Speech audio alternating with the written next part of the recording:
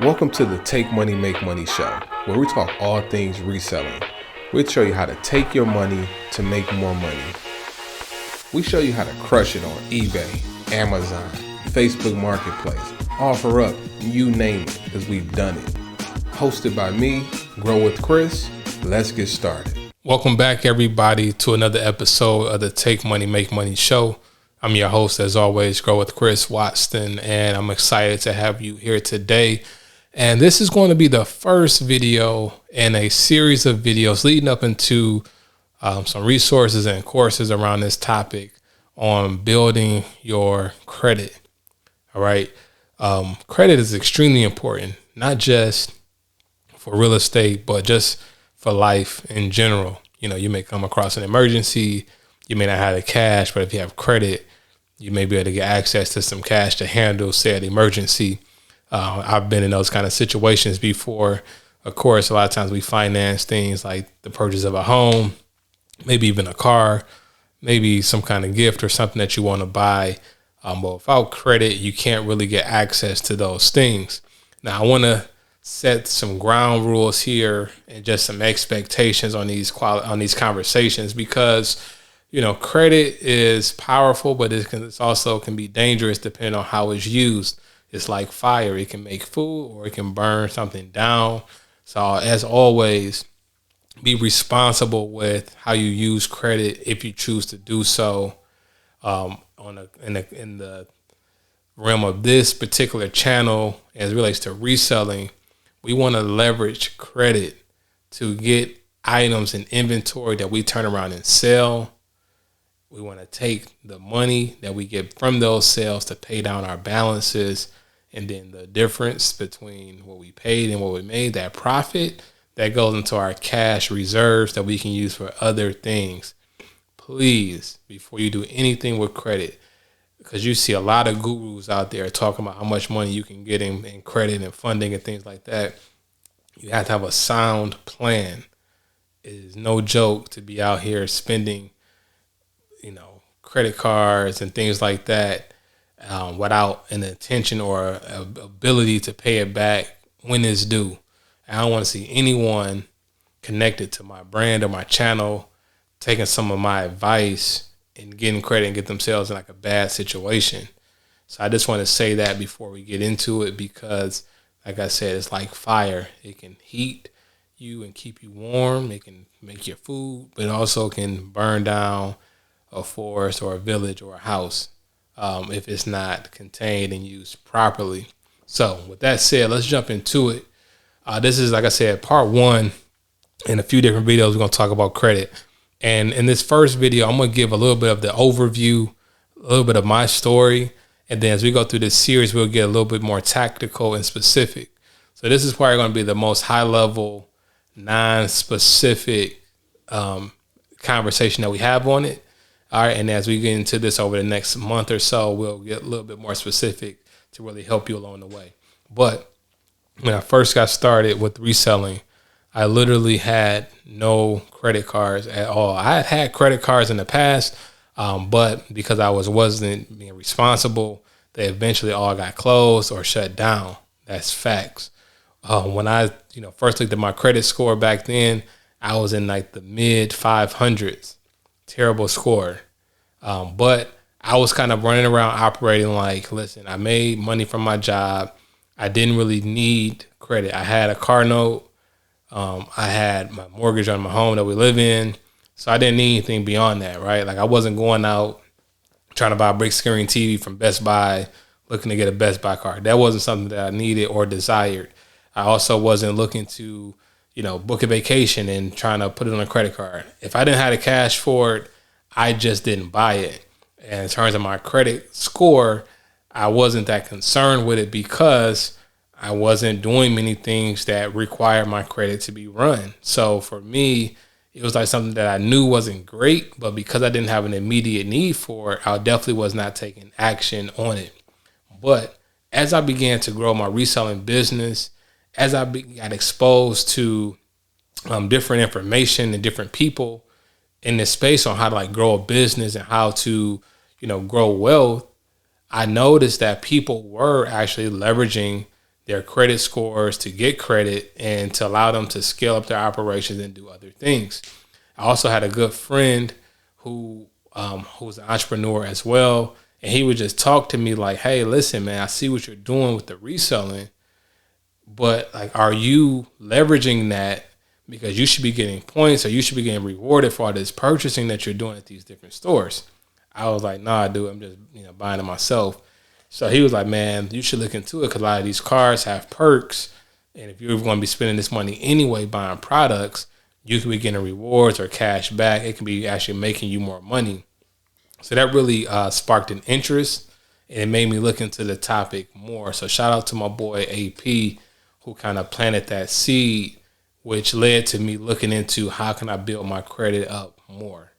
All right. So first things first is that to get credit cards and get funding, you want to have a clean credit score. So I'm gonna kind of go over what a good credit profile is, etc. So number one, if you don't already, get a copy of your credit report, and you can get that for free. I'm gonna put the link in the bio to make sure it's the right one. But the credit bureaus are required to provide you with access to at least one free credit report a year. And I believe it's still the case, but ever since COVID, they had actually changed the requirement where you can actually request a new copy of it, I believe every day, or if not every day, every week. So there's a website, and I'll put it down in the bio so that you know. I believe it's freeannualcreditreport.com, but it's a government-sponsored or mandated website that you can access all three. So when you go to that site, you're going to put in your personal information, name, social security, etc., and then they're going to verify your identity, ask you some questions, and then you're going to be able to go through all the three major credit reporting agencies, which in America are Equifax, Experian, and TransUnion. So you'll be able to see all three. When you go to look at them, it's important that you do this step. You can either print it out or you can save it as a PDF. I recommend saving it as a PDF. If you're using Google Chrome, just click print and then change the printer option to save as PDF because you can actually save it. Some of the websites actually allow you to just save it as well, but you want to definitely save a copy because that's going to be something you got to read through and study, because that's going to really outline your plan of action of how you go about improving your credit score. So go to the free website, download a copy of your credit reports ASAP. Also, while we're on the topic, if you want to get a monitoring service, the one I recommend is myfico.com. There's a lot of different websites and tools that can give you your credit score, but MyFICO is the best one, and I'll put a link to that as well. It's like $40 a month, but that's going to give you the most accurate and actual FICO scores that you're going to need and that you're going to see, because that's going to be the most accurate, from what you're actually going to see. I don't know if you ever applied for something and then the score is different than what you thought, because a lot of these sites, they give you like Vantage scores or these fake kind of mock-up scores. They're not the actual FICO scores. Sorry to be redundant and confusing, but if you want a monitoring service, that's the one that I recommend and that I use personally. So when you're looking at your credit report, first thing you need to just understand what you want to have on there, what you want to get removed, what's good and what's bad. So number one, you want to make sure you have accurate information.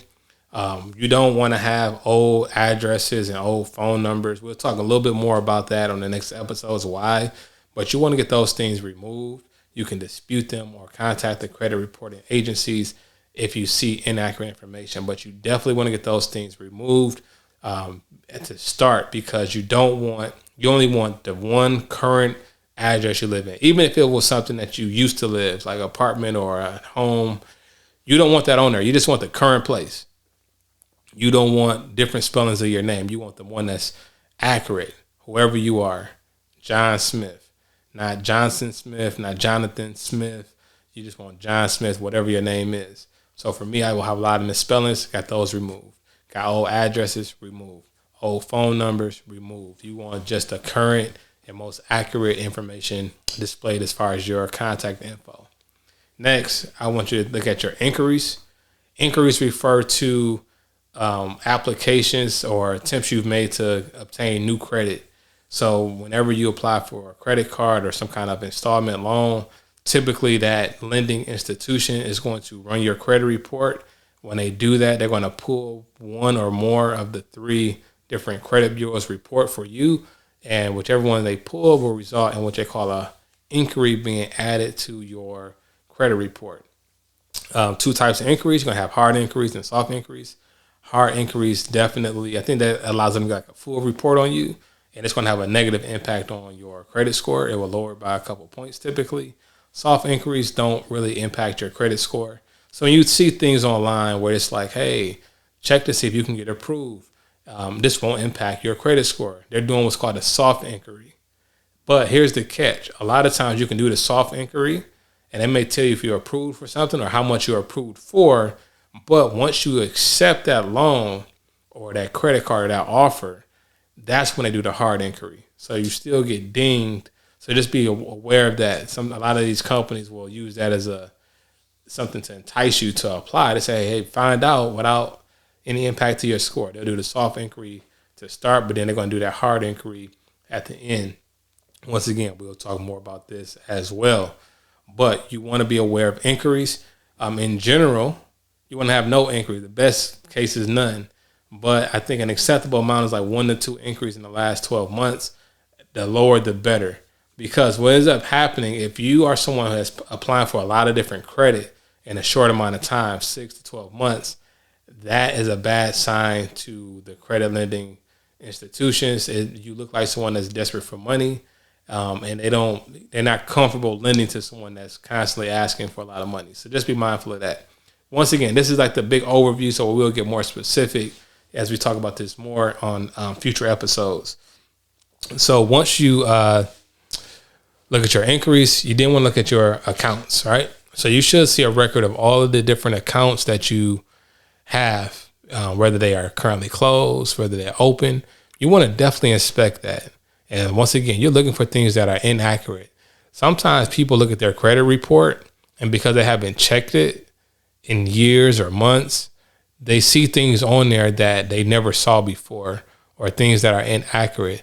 Make note of those things, highlight them, and also check all 3 different reports. You may have something appearing on one credit report that's not appearing on the other, and that's something that's very common. So you want to make note of anything that is inaccurate. Also, anything that is negative. If it has anything other than in good standing with 0 late payments, is considered a negative account. I don't care if you have only 1 30-day late from a year ago. That's still a negative account because it has a negative remark on it. So you should circle or highlight any account that has a negative remark on there, because we're going to actually be working to get those negative remarks removed from our credit report. Because any negative remark will have some kind of negative impact on our score. All right. So you want to look through that. I'm trying to think. The next thing. Oh, yeah. So when looking at your accounts, I want you to take a special look at your revolving accounts. So your revolving accounts are like your credit cards, right? Things that have a balance that's, revolves or is due every 30 days or whatnot. And take note of what is your utilization at. Meaning if you have a credit card, based off your last statement, what percent of that balance are you using? The best balance is under 10%. Obviously, the higher it gets, the worse it is on your score.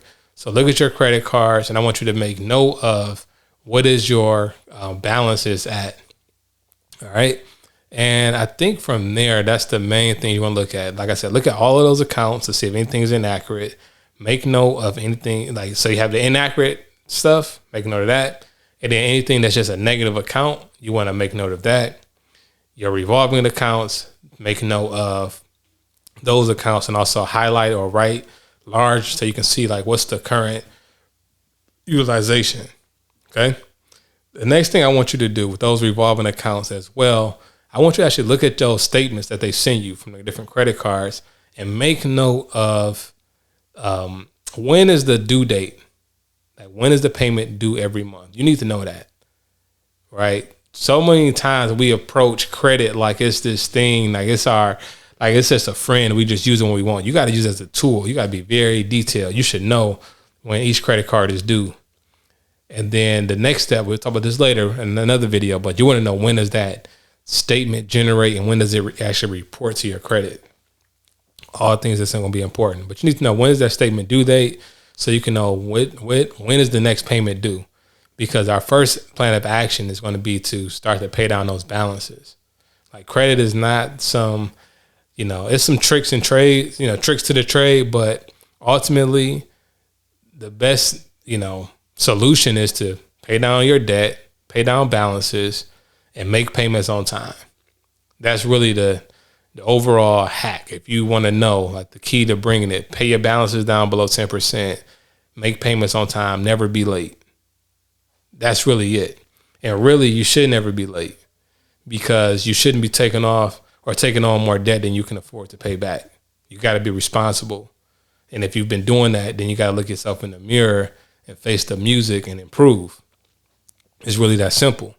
So your mortgage, your car note, whatever, you got to make sure you make that payment every month on time. And you definitely don't want it to get to where it's 30 days plus late so that it can appear as a late payment on your credit. You don't want that. So the name of the game, once you kind of have that in order, and we're going to talk more about the credit report and how to clean that, you can then start to actually use credit cards to build your credit. Because if you can responsibly max out cards, pay them down within the same month, credit card companies will be willing to increase your spending limits. Other companies will be willing to give you cards.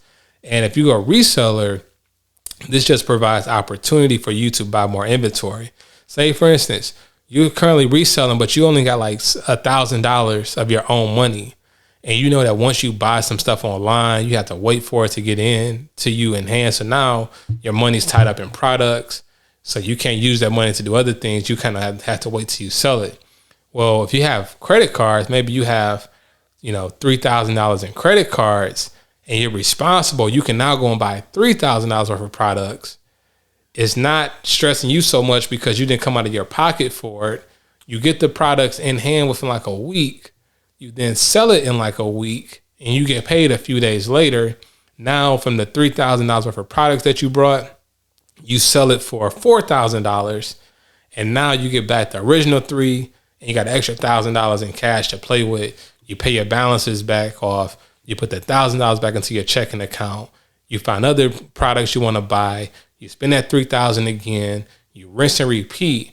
Now the next month, the credit card company wants to increase your limit. They say you handled $3,000 very well. Now we're going to make that limit $5,000. You rinse and repeat. Now in your bank account, you're up to like $4,000 in cash, along with the other money you just had. Plus you got $5,000 to play with for your reselling business. And now you go out, you make more purchases, you keep the process going. That's like the optimal thing you want to do, right? At the same time, if you were at certain stores spending, like Best Buy has a great rewards program. Like every $100 you spend, you get like $5 or $10 back in rewards. I forget the exact amount, but I spent a lot of money at Best Buy, and those rewards can apply to for future purchases from Best Buy. So there's been plenty of times I bought items from Best Buy, and I'll have like $40 in rewards. I just take off. So when I get the item, I'm getting it for $40 cheaper, and that $40 that I just saved comes back in the form of profit when I sell the item. And that's another thing. You start spending at these retailers. Amazon and Walmart both have credit cards that can give you savings on every purchase. So those percents start to matter. When you're getting 5% cash back, 10% cash back, that's on top of the profit from you selling. So I'm casting the vision of how you can leverage your credit. But the first things first is understanding your credit report and how you want to have it structured, the things you want to get removed, how you want to take care of it. We're going to talk more about this, but I wanted to get you started with that. So as I said before, for those people watching on YouTube, you can click the link in the bio. I'm also going to include in all the description so you can get your credit report if you haven't got it. Also, if you want a credit monitoring service, I'll put the link to that, my FICO website as well, so that you can begin to actually take control of your situation, become informed, know what you're dealing with. And then from there, all of our game plans will be slightly different because your credit report is going to look different than the next person, different from the next person. but the general steps are going to be the same. And the process for improving is going to be a little bit different too. Yours may take longer than mine. Someone else is going to be shorter than mine, and that's okay. But you want to follow the steps because it can be a powerful tool to have in your arsenal. So it's Grow with Chris. It's the Take Money, Make Money show. This is part 1, our conversation on credit. I'll see you on the next episode. Take care. Peace.